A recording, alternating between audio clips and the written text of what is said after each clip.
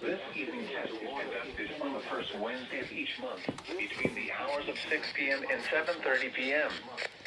When there is a threat of or existing severe weather, the test is postponed until the following Wednesday evening.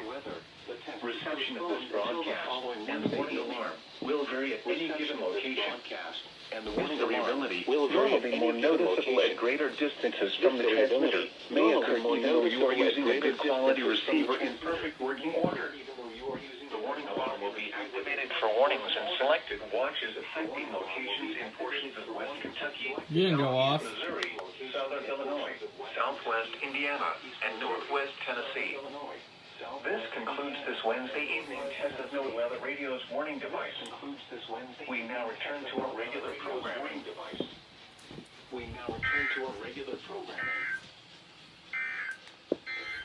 Taking a look at your 7-day local forecast.